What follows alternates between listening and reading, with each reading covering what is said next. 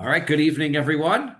Daf Yomi for this week is sponsored by Rabbi and Evelyn Kislasi in honor of the birth of their grandson, Teshua and Yael Weiss. Mazel tov. I believe the bris in Mirza Hashem will be tomorrow, Bismano, so everything should go wonderfully and well. Mishnah is on Daf Nun Aleph Amud Beis, right, which is 51D2, most likely in your art scrolls.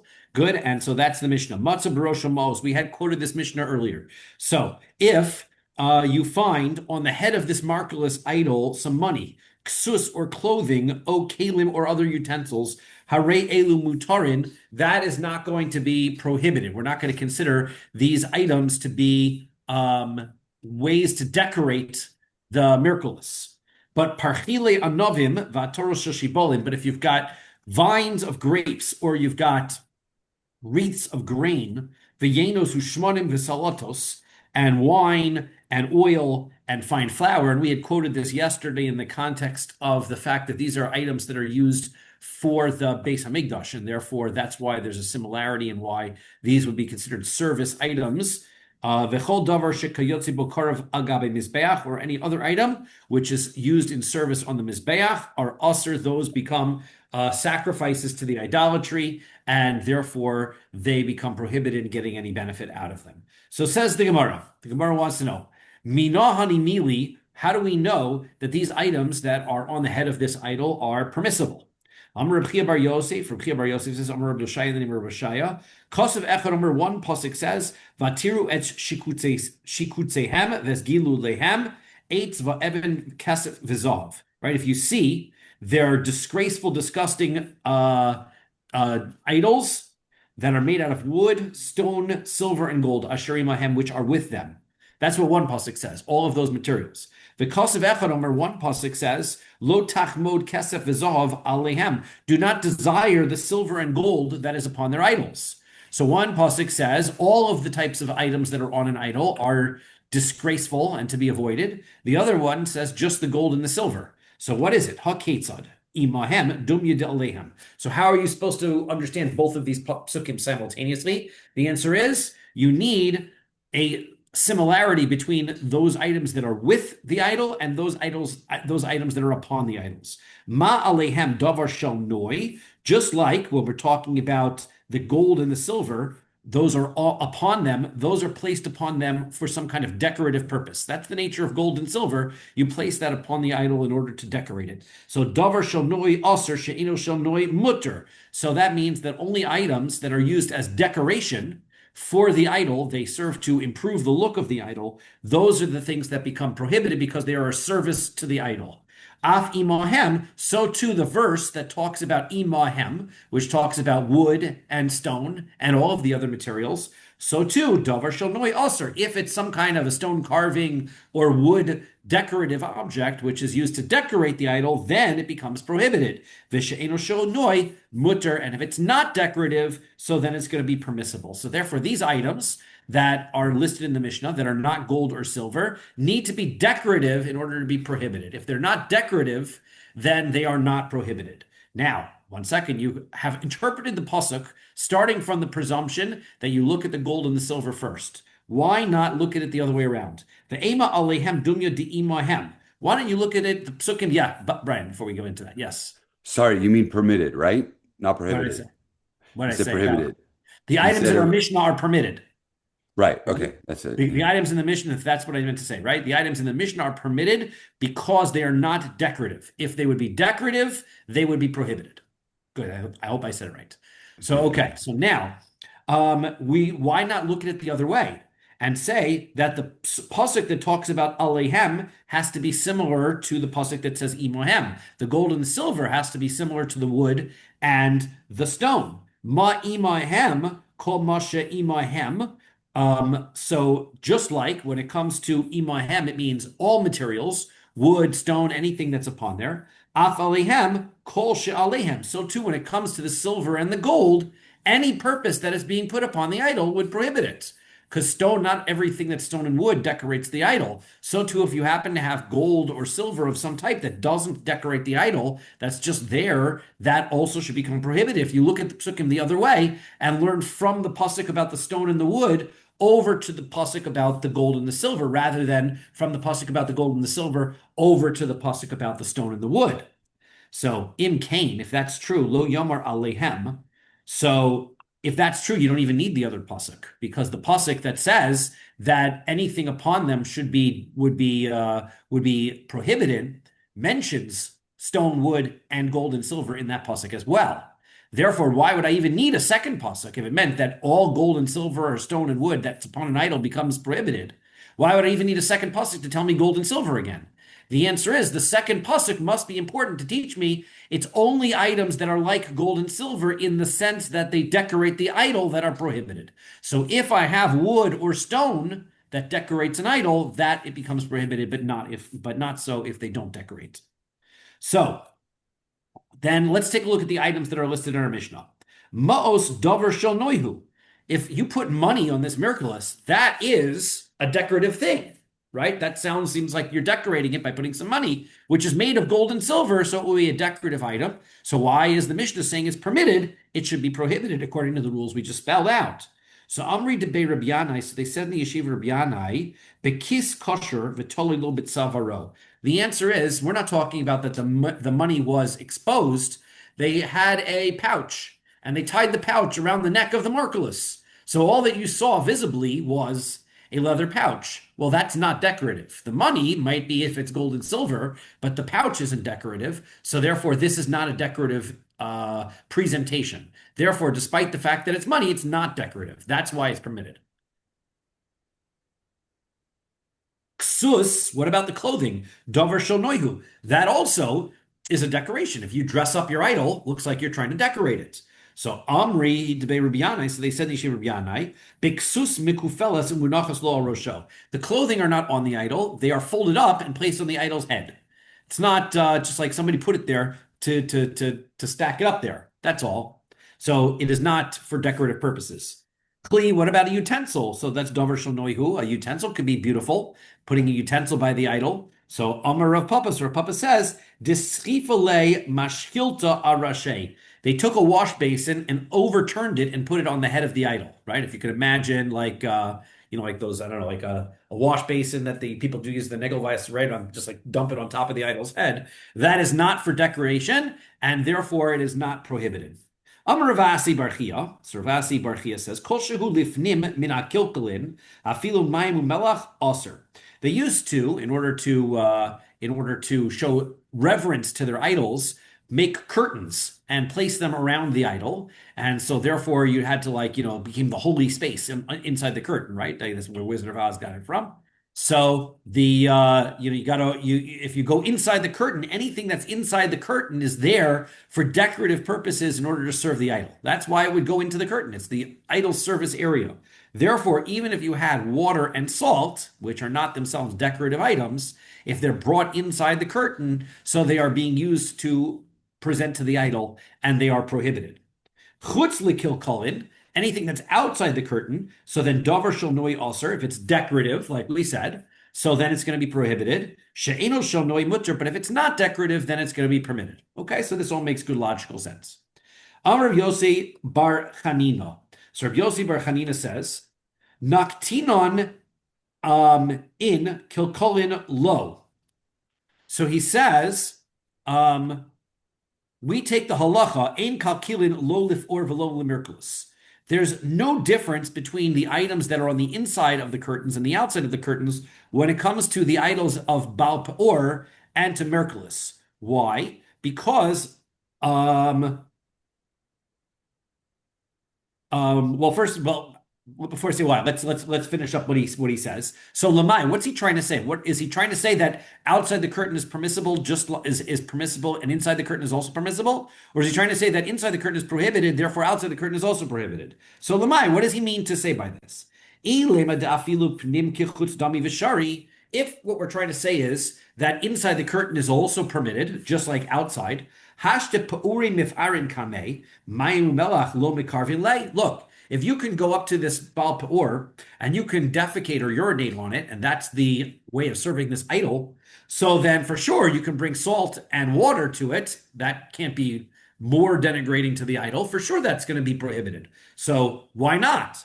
Ella afilu chutz kipnim dami ve'aser. Rather, what we mean to say is that since these idols, they have no, like, the respect of the idol is not a thing when it comes to these idols. You throw rocks at them and you do disgusting things to them. Therefore, there is no such thing as inside the curtain is special and outside the curtain is not special. Therefore, just like inside the curtain is prohibited, outside the curtain is also prohibited, because you could be disgracing the idol outside the curtain. So therefore, that's what he means to say. Even outside the curtain, when it comes to these idols, are also prohibited.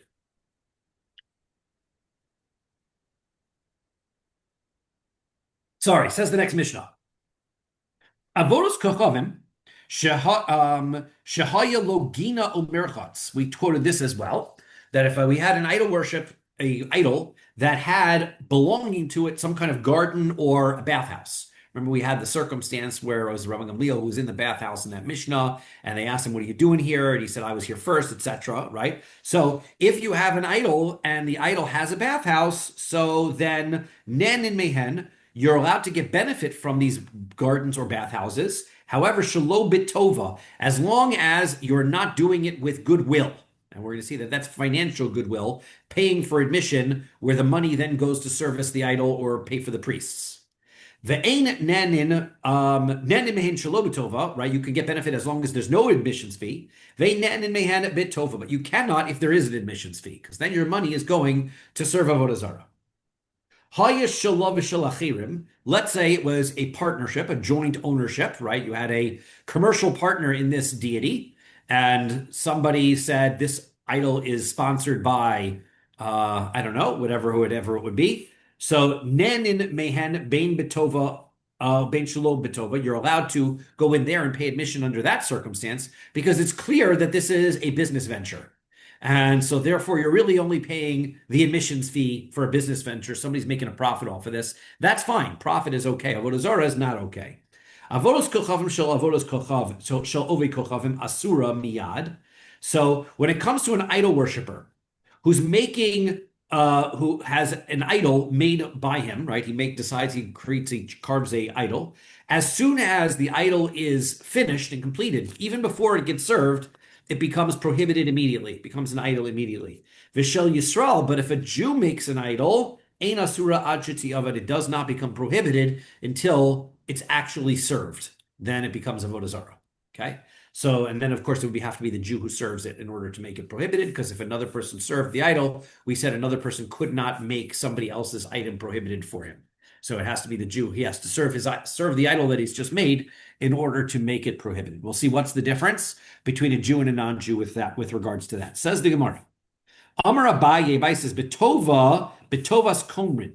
What does it mean when we said with good in the Mishnah? So we explained the goodness means to pay the priests. You're paying the priests. Shelo betova, without good, means shelo betovas komrin. It means without paying the priests.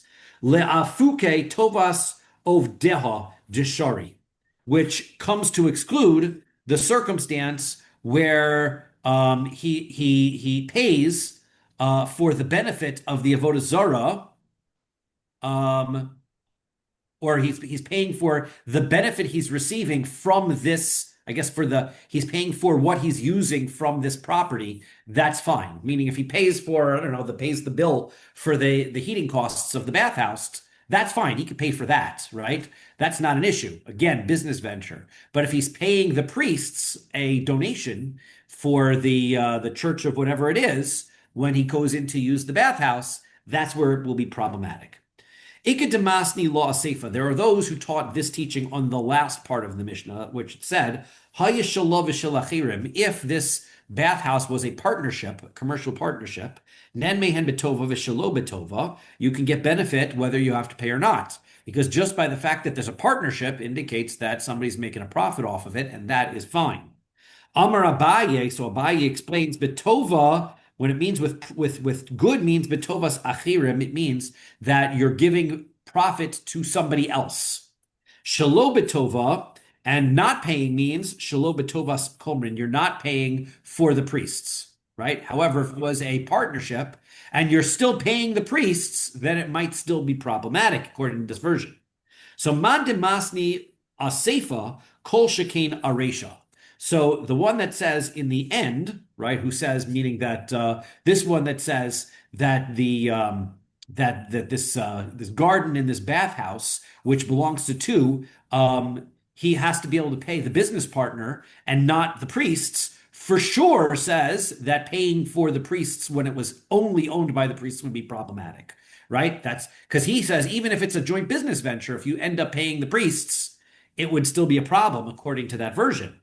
Umandamasni aresha, but the one who says you just can't pay the priests would say that in a circumstance where the priests are the sole possessors of it. Avala seifa, but in the second case where there's a business partnership, kevan ikya achirim behada, since there are business partners in it, afilu betovas komrin nami shaper dami. You, according to that version, you don't even have to worry about the priests getting paid in that circumstance, because even if the priests are getting paid, it's a commercial venture even for the priests. They're making a profit, and that's not specifically geared towards worshiping the Avodah Zara, according to that version. So there are two different versions about whether or not a joint, and the difference is whether a joint partnership winds up, you need to be worried about whether you're paying the priests or not. Okay, next case. Avodos kochavim shel ovei kochavim asurim yad. The Mishnah said, if I've got idolatry that is made by an idolater, so then it becomes prohibited immediately. So masnisin money, whose opinion is this in our Mishnah? Rabbi Akiva, this is Rabbi Akiva's opinion. It's not universal. Not everyone agrees to that, but that's Rabbi Akiva's opinion. Titania, we learned in a brisa. Abeid ta'abdun es kol hamekomos asher avdusham hagoyim, that the pasuk says in Devarim, Yud Beis, if you serve, right, you should surely destroy all of the locations that the non-Jews served their idols, bekalim. This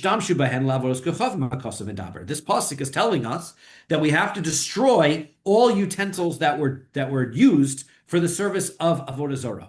Yochol asaum velo gemarum velo hevium. So I might think to include in that I have to destroy utensils that were made, but they were never completed and designated, brought over for the idolatry. Or they were completed, but they were never brought to the idol. Hevium, or they brought it even to the idol, but they never worshipped the idol with it. Yachol Yehu Asur, and I might think they could still be prohibited because there's, this person said, L'Shem Avodah Zara as he was making it. So, Talmud Lomar, Asher Avdu Shamagoyim, the pasuk says they have to be served first. If they're served, then they're prohibited. If they're not served, they're not prohibited. She'ein asurin ad shi'avdu. So they're not prohibited. None of these items are prohibited until they are served. Mikan amru, from there we said, avodos kochavim shel ovei kochavim. If I have idolatry that is made by an idolater, eina asura, does not become prohibited ad sheti of it until it is worshipped. And the fact that the Mishnah, this pasuk indicates that that's the case by a non-Jew, implies the opposite. V'shel Yisrael, when it comes to a Jew, asura miyad, it becomes prohibited immediately. That's divrei Rabbi Yishmael. That's how Rabbi Yishmael reads this pasuk. Rabbi Akiva says, not so.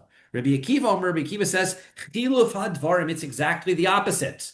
Avodos kochavim shel ovei kochavim asura miyad. If a non-Jew makes idolatry, it becomes prohibited immediately, even before it's served. V'shel Yisrael ad shetiyavid, in a Jew, it needs to be served. Now, we sort of mentioned the rationale behind Rabbi Yishmael. We have not mentioned the rationale behind Rabbi Akiva. Of course, our Mishnah, we said, holds like Rabbi Akiva. The structure of this of what we got to take care of is, first we have to ask some questions on the opinion of Rabbi Yishmael. After we understand why Rabbi Yishmael can hold the way that he does and doesn't agree with Rabbi Akiva, then we'll go back and understand what Rabbi Akiva said. So Amar Mar, so we said, Bekalim shenishtamshu bahen la'avodos kochavim hakosim medaber. We said this pasuk is talking about utensils that are made to serve Avodah Zara. So what could those be? Bowls, knives, whatever kind of things they need in order to worship. So mikomos ksim, but the pasuk uses the word the places. You're supposed to destroy the places that the idolatry takes place. It doesn't mention the utensils. So why is it that we've interpreted this pasuk to mean utensils when that's not the word the pasuk says? So the answer is this is the old trick of im eno inyan. If it doesn't apply for one thing, we know for sure it can't apply to destroy the places. Im eno inyan lemikomos, if it can't mean destroy the places, because that makes no sense. Delo mitzere, because the locations are not prohibited. There's no need to destroy a place of idolatry. Dichsiv, because the pasuk says, as we learned before, Elohehem al harim, velo harim Elohehem. The mountains where they worship their Avodah Zara, even if they worship the mountain as the Avodah Zara, does not get destroyed. Only the idolatry which is upon the mountain gets destroyed, because Hashem says those items that are there as like a river or a mountain does not become Avodah Zara just because a person worships it.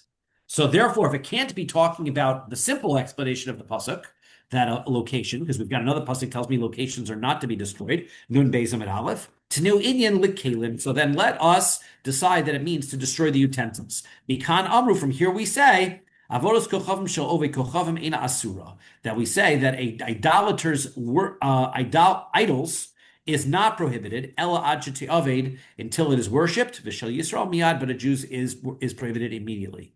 So now, Bekalem Ukimnola. Again, we're still problematic because you just established this Mishnah as the utensils that are being made for the Avodah Zara, and you have, for some reason, extended that to the idol itself, right? That the idol itself is not prohibited, is prohibited immediately. So, I'm sorry, is not prohibited immediately.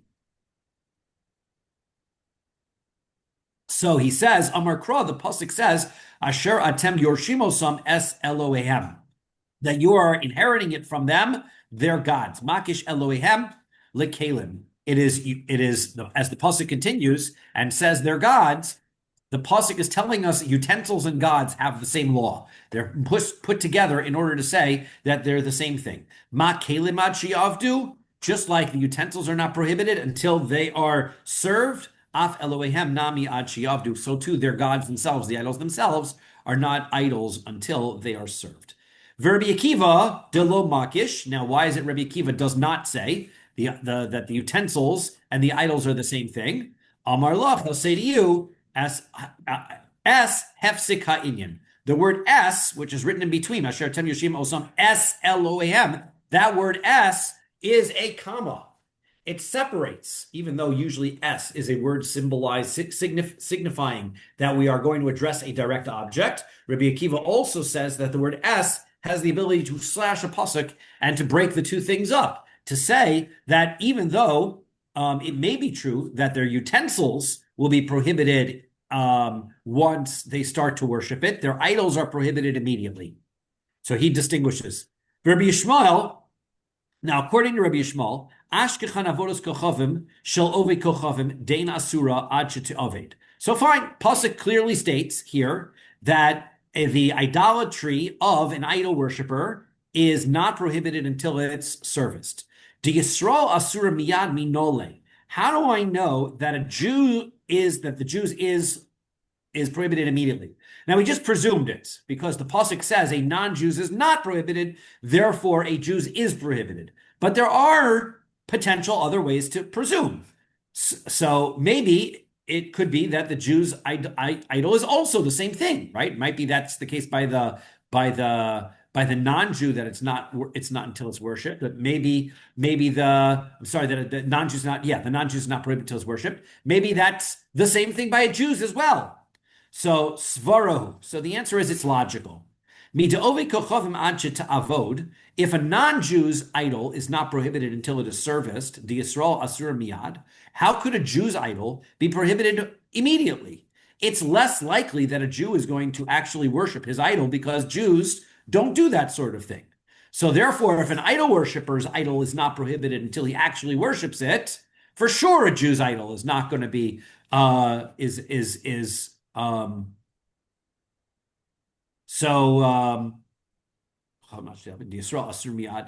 I'm sorry, no, I said it backwards, right? So from the fact that the Jew has to have a different law than an idol worshiper. If the law by the non-Jew is that it has to be worshipped, so then a Jew's idol would have to be prohibited immediately. So, but who says? Ema di Yisrael uklal lo. Maybe a Jew's idol never becomes prohibited. Maybe that's what the difference. You're right. It needs a different law, but maybe the law isn't that the Jews becomes prohibited immediately. Maybe the Jews' law is that it doesn't become prohibited at all. So the answer is Hashna Geniza Boy Itzura Lo Mitzra. A Jew's idol needs to be put away, destroyed, and put aside. It can never be nullified.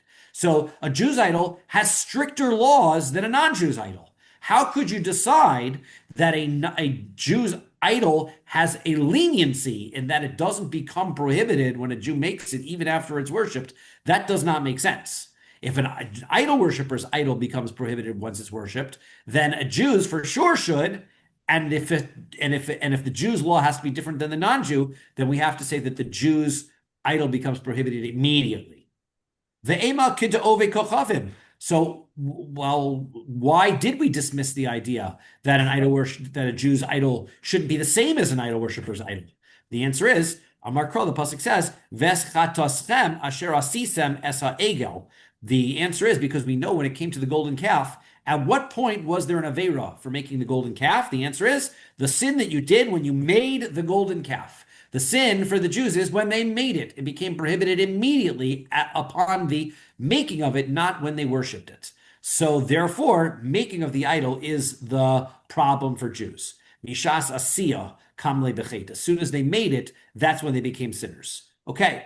Hani mili lemekam gavra bechet.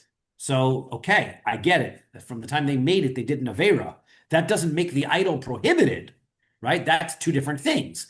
The sin the person did, yes. But at what point does the golden calf become an idol that is now prohibited? Itzuri me mitzra does become a prohibited item. So Amar Kra, the pasuk later says, Arur ha'isha asher ya'aseh pesel u'masecha. Cursed is a man who makes a graven image or a mask. So from the time Mishas Asiya Kamle Be'oror, he becomes cursed when? From the time he makes it. So, Ema Hani Mili Lemekam Gavra Be'oror. That doesn't mean that the idol is prohibited. It just means that what do you say? No, Yehuda has to actually be worshipped, right? L'shem, if a person says, Yehuda's question is, if you say L'shem Avodah Zara, is that consecrating it? The answer is no.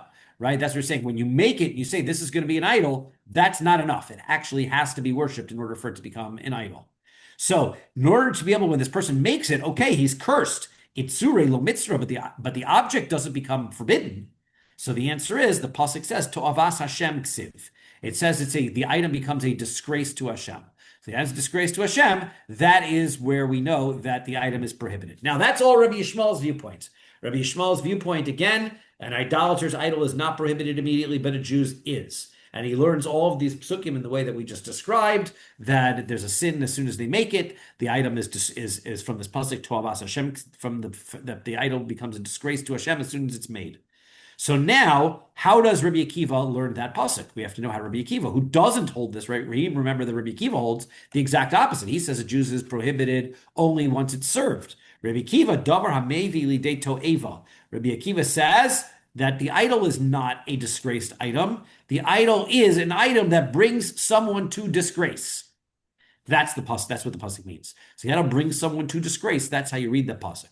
Rabbi Akiva. Now, we finished explaining Rabbi Yishmael's opinion. Now let's go into Rabbi Akiva's opinion, which is the opinion in our Mishnah, that when an idol worship makes the idol, then it becomes prohibited immediately. When a Jew makes the idol, it has to be worshipped first. Rabbi Akiva, what's his source? In the Brisa, he does not specify his source. So Amar Ula, Amar Kra. Ula says, the pasuk says, Sile Elohehem tisrufum ba'esh. Their graven images, their gods, you should burn them in fire. Misha paslu naase Eloha. So from the time that they are engraved, like that's what pesel is, from the time that they're formed, they become a god. That's what this pasuk says. From their graven gods, you should burn them. That means as soon as they finish making them, they become a god, and therefore they are to be destroyed. Ve'idach. So what does Rabbi Yishmael do with that pasuk? So he says, Ahumi boile likadetani Rav Yosef. He needs it like what Rav Yosef explained. The Tani Rav Yosef said, "Minayin lo v'kochavim sheposel Eloho." How do you know that an idol worshiper is able to remove the idolatry from his idol? Right? We've been always taking this for granted. What's the source that a idolater can do that? Shenemar, as the pasuk says, "Psile Elohim tisrufum ba'esh." Right? They're engraven gods. You need to burn in fire. If it's not engraved, but it's not their god because they have disavowed it, it no longer needs to be destroyed in fire. That's what Rav Yosef does with that. The Idach. Now, where does Rabbi Akiva learn that law? Nafkale midish Shmuel. He learns the law that an idol worshiper can nullify idols from Shmuel. The Shmuel Rami Ksiv Shmuel made a contrast between the following two psukim. Lo tachmod kesef v'zohav alehem. We just learned this before, right? You should not desire the gold and the silver that's on the idols. Uksiv, the pasuk says, v'lakachta lecha. You can take it for yourself. Ha ketzad. How does that work? How are you not supposed to take the gold and silver? And then how are you supposed to take the gold and silver?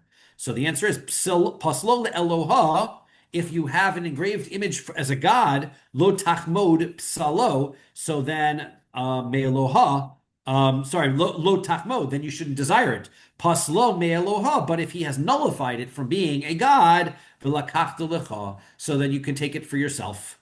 Okay? So, Rabbi Akiva, now what does Rabbi Akiva do? I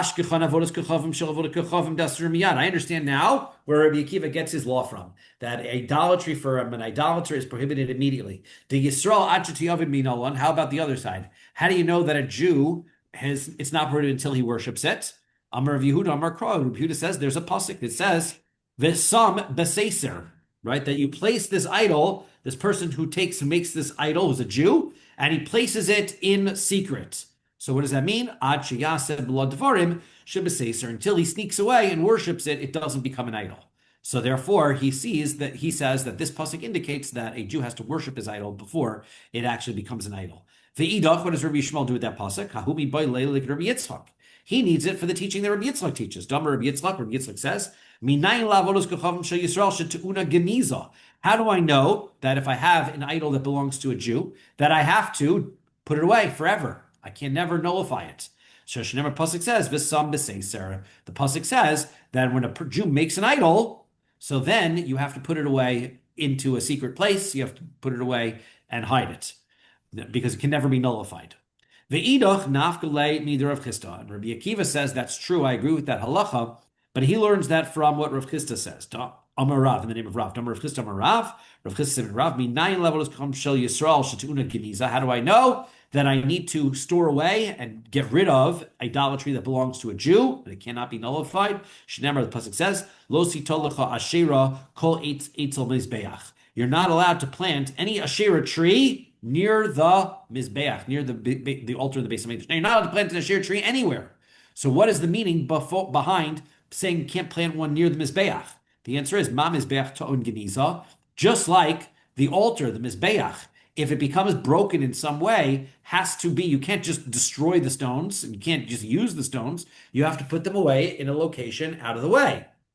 Af Asherah to una geniza. So too, an Asherah tree, worshipped by Jews, must be put away in a location out of the way. The idach, now what does the other person do? Hahumi boile likid Reish Lakish. He needs this pasuk like Reish Lakish says. Dam Reish Lakish, Rabbi Reish Lakish says. Kol hamamid dayan she'ein hagun. What does he do with this pasuk? Anybody who establishes a judge who is not appropriate, who appoints a judge to an inappropriate position, kilu nota asherah b'Yisrael, it's as though he's planted an asherah tree in the Jewish people, right? And a bad judge brings about averos, just like an asherah tree brings about averos. So we don't want bad judges. So Shenamar, as the pasuk says, Shoftim v'shotrim titein lecha b'chol sharecha. You're supposed to establish judges, good, valid judges and justices in all of your cities. V'samech lei, and then right afterwards the pasuk says, Lo sito lecha asherah kol eitz. You're not allowed to plant a asherah tree, any type of tree. Amar Rav Ashi says, B'makom talmidei chachamim, and if the judge is established, this bad judge is established in a place where there are many other good, better choices, there are many talmidei chachamim there, and nevertheless they appoint a bad judge, ki'ilu nato eitzel mizbeach, that it's as though he's been planted near this tree, this asherah tree is planted near the mizbeach.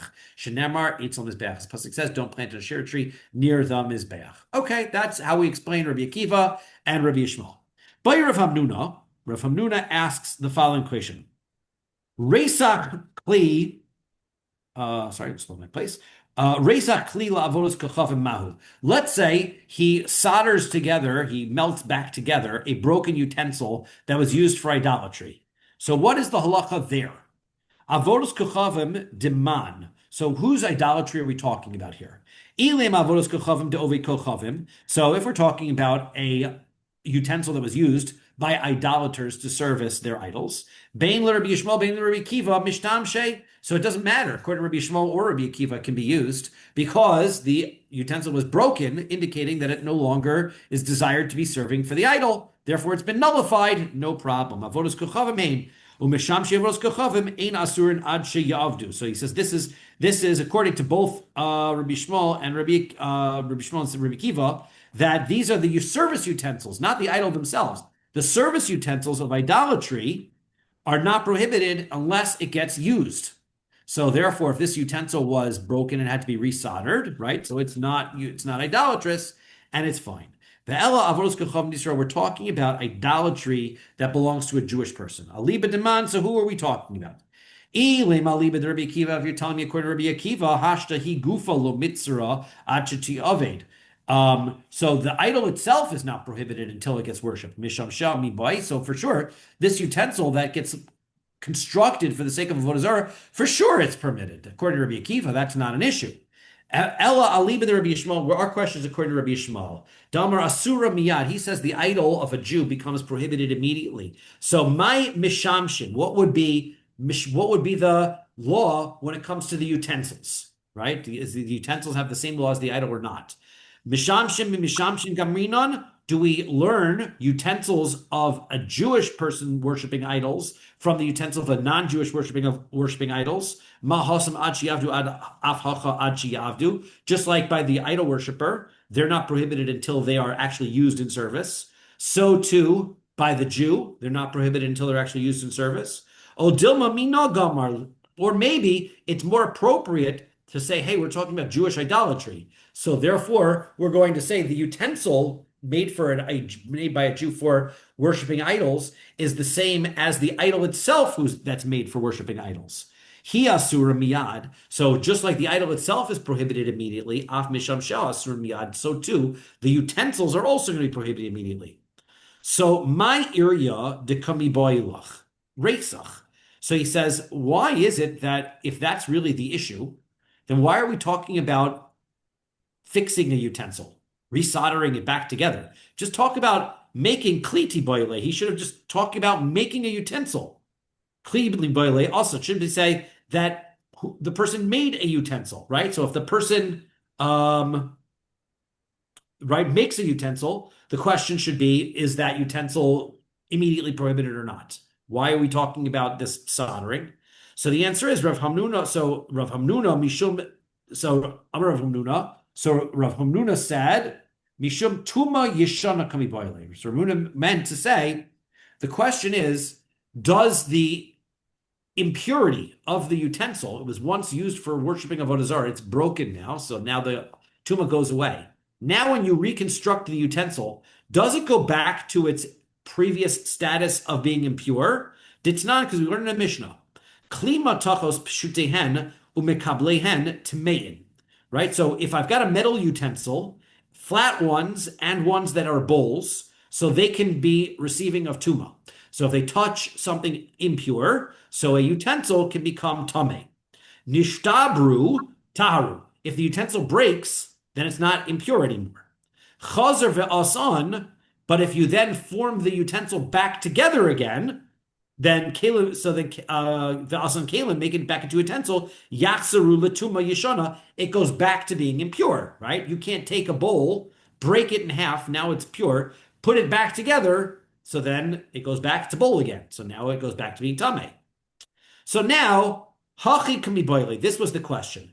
Kihadra tuma. When the tuma returns, when this Mishnah says the tuma returns, hani milia tuma de oraisa. Are we talking about if the item became tameh on a Torah level, right? On a Torah level, so a utensil that was tameh on a Torah level gets broken, gets put back together, the tuma from the Torah goes back. Aval, tuma de rabbanan lo. But this tuma, like the tuma of a utensil that's being used for Avodah Zara, is only rabbinic in nature. Even though we told their psukim, we compared it to zivchei mesim, it's only a rabbinic level of impurity. Therefore, were they more lenient with it and say that it's sort of rabbinic tuma? Once you break it, put it back together, the tuma does not return. O dilma lo shna, or maybe it makes no difference whether we're talking rabbinic impurities or Torah impurities. But tiboilach shar tumos derabanan. So why are you specifically picking on avodah zara? Why are you not picking on all rabbinic impurities? Right? This is an issue for all rabbinic impurities. When you break a utensil and it comes back, does the rabbinic impurity go away? So then why not just talk about rabbinic impurities? So the answer is he's asking a question within a question. And it goes like this. Tuma derabanan. If I've got rabbinic impurity and I break the utensil, mi hadra olo. First question is, does it go back or not? Now, olo hadra, doesn't go back. And imtim tilomar lo hadra. Now, if it comes by the avodah zara that the impurity does not go back, Tuma de'avodos kochavim mishum chumra de'avodos kochavim mishivuya rabbanan ketuma de'raisa.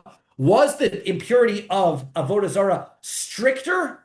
And therefore, even if regular rabbinic impurity does not return, maybe the avodah zara impurity does return because the rabbis made their enactment different when it came to avodah zara because it's stricter. Olo or no, it makes no difference. And just like any other rabbinic impurity, it does not go back. So teku. So we don't have answers to those questions. Hence, we have to be strict, right? We always have to be strict and presume that the impurity does, well, I think we have to be strict. So it's a rabbinic prohibition, therefore we're lenient, right? So it's a rabbinic issue, so we are lenient and we don't have to worry about it. I presume. I'll double check that. I was going to say always go strict, but now I'm thinking not, but I'm going to double check that. Sorry, I don't know why I'm so thirsty. Okay, anyway.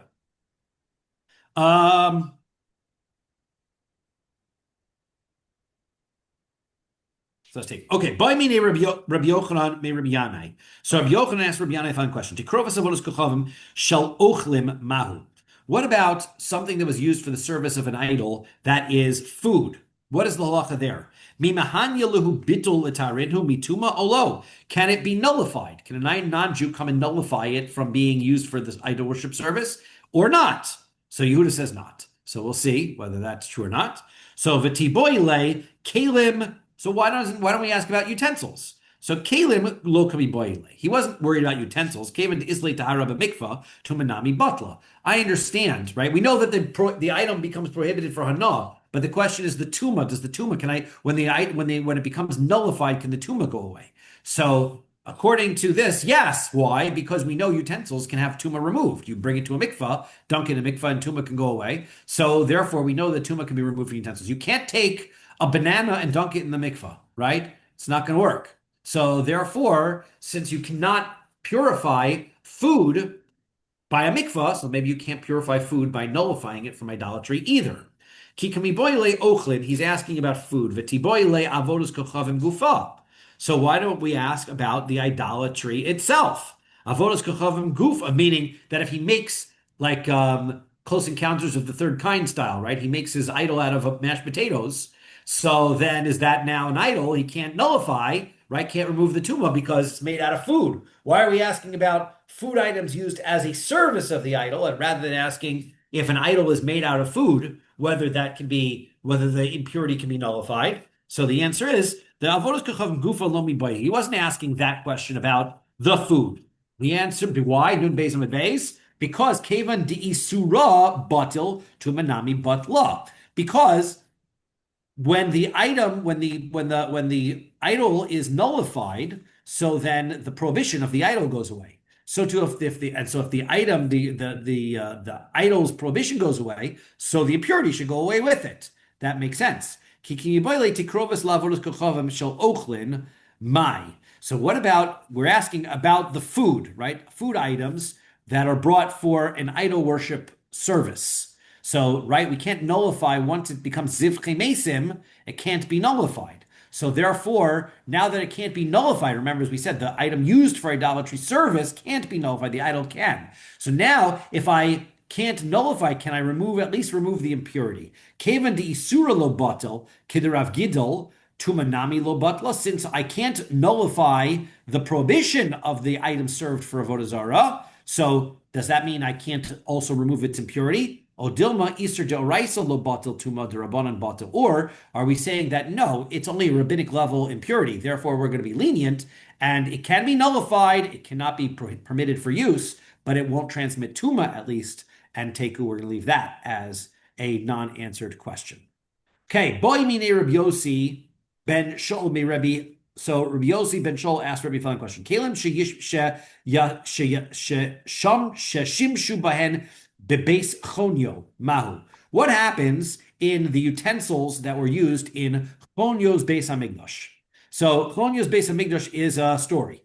Story is that Shimon HaTzadik was the Kohen Gadol at the beginning of the second Beis Hamikdash era, and he was as he was getting older, he decided he was going to name his successor, and he named his successor to his younger son Chonyo to be the head of the base to be the Kohen Gadol to take over. And Chonyo, when he took over, felt bad for his brother. Shimshi was his name. I think it's in the notes in the art school. His name is Shimshi. What's his name? Shimmy. Okay. So he felt bad for him, so he gave him the title of Kohen Gadol instead. But then he regretted it, so he wanted to sabotage him. So his brother, who didn't prepare to be the Kohen Gadol, didn't know any of the halachos. So getting him dressed, he put a couple of ladies' garments on him, in addition to the big day kahuna. And then he went to the other Kohanim and he said, on his first day, this guy is going to wear some women's clothing as part of his service because he's trying to give honor to his wife, and that's disgraceful for the Kohen Gadol to do. And the people said, you're right. And they investigated, they found that it was true.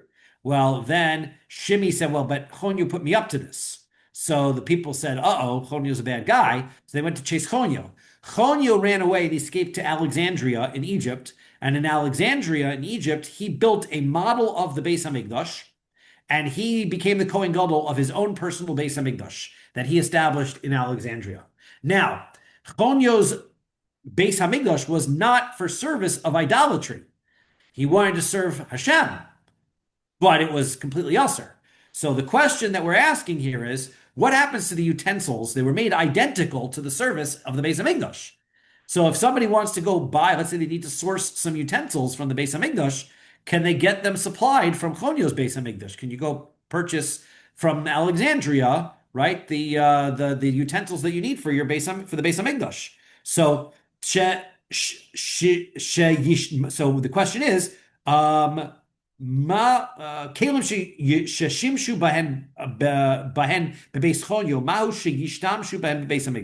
can you use the utensils that Chonyo used in his Beis Hamikdash in the real Beis Hamikdash? And this is going to be according to the opinion that says Chonyo was not worshiping Avodah Zara. Was 100%, right? There's another opinion that says Chonyo went off the derech and was worshiping Avodah Zara. But according to the ones that he had good intention, bad intention. He started a breakaway Beis Hamikdash, right? That's the first breakaway minion, right? He started his own Beis Hamikdash, but it was for Hashem's purpose. So can you use it? So demand damar beis chonyo la beis avos kachavmi. The Tanan is we learned in Mishnah. Kohanim sheshimshu bebeis chonyo lo yishamshu b'mikdash Yerushalayim. If a Kohen serves in Chonyo's Beis Hamikdash, they are disqualified, penalized. Can't serve in the regular Beis Hamikdash anymore. It's like the Live Tour, right? If they're on the PGA Tour, you can't go flip over from one golf tournament to the other. You can't flip over from one Beis Hamikdash to the other. Ve'eno tzorech lomar lidavar acher. And for sure, not if they service to Avodah Zara, right? If they for sure service to Avodah Zara, that those Kohanim are punished, can't serve. Kohanim hu dekonsin hu rabbanon mishum deboi debnei deoninhu. Now they punished the Kohanim because they had a choice. They knew what they were doing, what they were getting into. Aval kelim lo, but not utensils. Odilma lo shor. Maybe it makes no difference. We're just going to stay away from these mockeries. So Amr Leis, he says asurim hein. They are prohibited. Umikra haya biyadenu v'shachnuhu. And I had a pasuk that proved it, but we forgot it. Forgot which pasuk it was. So Ace says, but I'll ask you a question. I have a pasuk, and the pasuk seems to imply that they're fine. And that is like this. Kol hakelim asher hizmiach hamelech achaz b'maphuso b'ma'alo hechanu v'hikdashnu. So what happens is their utensils in by Chizkiyahu. So they found all of these utensils that that Achaz had displaced or used during his kingship. Right now, he used them for Avodah Zara, but it doesn't matter because he can't use them for Avodah Zara because they're not his. So he can't designate them for Avodah Zara. So they found the utensils that Achaz had stolen, and they want to bring them back to the Beis Hamikdash and reuse them. So they said, we prepared them and we sanctified them. So what does that mean? My love hafnu dat belinhu. Does that mean that they prepared them by bringing them to the mikvah? And hikdashnu, and then we sanctified them, deikdashnenhu, that we poured anointing oil on them again, and we reestablished them. So therefore, it clearly seems that if a utensil was misused, it can be now used for proper purpose. It's not an issue. So Amar Lei, so he said back to him, Baruch atol Shemayim, blessed are you to Hashem, shechazart li Avodah, so you returned my lost item. That's exactly the pasuk that proves my point. That is, hachenu means we prepared, meaning shegaznum. It doesn't mean that they put them in, it means they got rid of them. They put them away where they could not be found. And veikdashnu, and we sanctified shikdashnu achirim tachteim, that we sanctified new ones instead.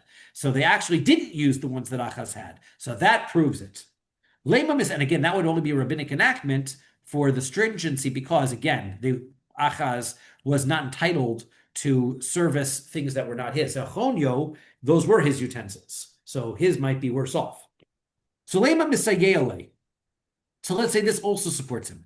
Mizrachis Tzifonis, in the northeast chamber of the second Beis Hamikdash, Ba Ganzu Beis Chashmonaim Avnei Mizbeach. In that chamber, that's where the Chashmonaim, when they rededicated the Beis Hamikdash, they took apart the old Mizbeach that was there, and they put it away into this chamber. Shoktu Anshe Yavon, because the Yavanim, the Greeks, they desecrated the Mizbeach.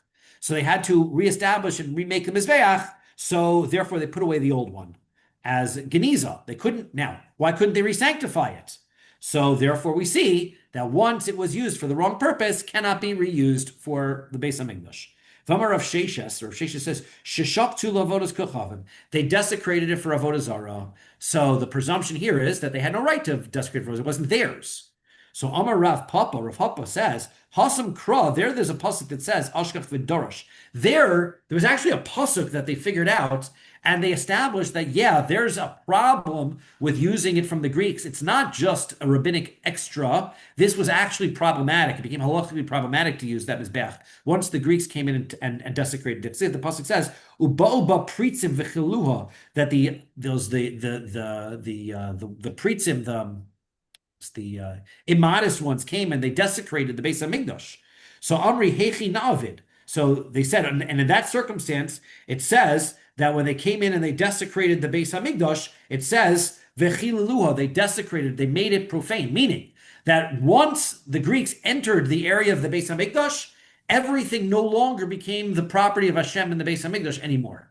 Once it becomes all hefker, then the Greeks sacrifice on that altar. They're using their altar, and that made it prohibited because it's actually used for idolatry. That's why it became prohibited. So for the Greeks, because they're non-Jews specifically, they're worse. All the two cases we had before were when somebody who was Jewish was doing something with the utensils it shouldn't be.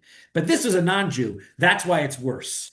So Amri Heki Navid. So the Chashmonaim said, what are we supposed to do with this? So nitverinhu avonim shlemos. So let's break it up, right? Let's break it apart, and then we'll use the broken pieces as the new mizbeach. So we can't do that because avonim shleimim amarachmana. So because the pasuk says that you have to use full stones, right? It has to be a full stone. Can't use broken up stones. So ninasrinhu. So let's carve off pieces, refinish it, and then we can reuse it again. Right? By changing it, by fixing it up, then that'll make it permissible. Lo tanif alein bars. We can't use metal utensils in order to chip away at it. So that's not going to work. So Amar Rahman, that's the Torah says. V'amai lit berinhu v'lishak linhu linafshayhu. So why not just break it, and then we will be able to use the pieces, and put it back together itself. Once I break it apart, and then everybody can just take whatever they want. They don't need to save it, because after all, once the Greeks profaned it, it wasn't the Beis Hamikdash anymore. So it's not hektish anymore. Now everybody can take a piece home. So let everybody take a piece home. So Milomar of Oshaya, Bakshulik knows Kol Kesef Ezov Shabbaolam. Didn't we learn that Rav Oshaya thought that they wanted to take all of the gold and silver in the entire world? When the Romans sacked the Beis Hamikdash, they took away all of the utensils. And all of the utensils were made of gold and silver. Things were made out of gold and silver. And so they said, well, anytime a Jew gets some gold or gets some silver, you might have something that belongs to the Beis Hamikdash with you. And therefore, it's prohibited for you to use. So they want to say Jews should not use any gold and silver. Mishum kaspa v'dahava shel Yerushalayim, because of the gold and silver that was from the Beis Hamikdash.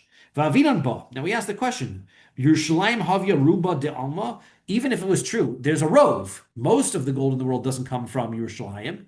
So El Amar Rabbi says, Bakshu lignoz dinara hadriana toraina shifa mipnei tab'a shel Yerushalayim. No, what they did was when the Romans attacked, when the Romans took over, so the Hadrian and Toraina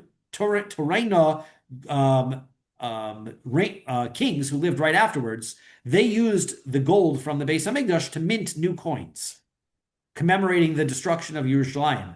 Those coins came from the Beis Hamikdash, most likely. Therefore, they wanted to say, you're not allowed to use any of those coins, right? If you get a coin from that era, they're most likely made from the utensils of the Beis Hamikdash.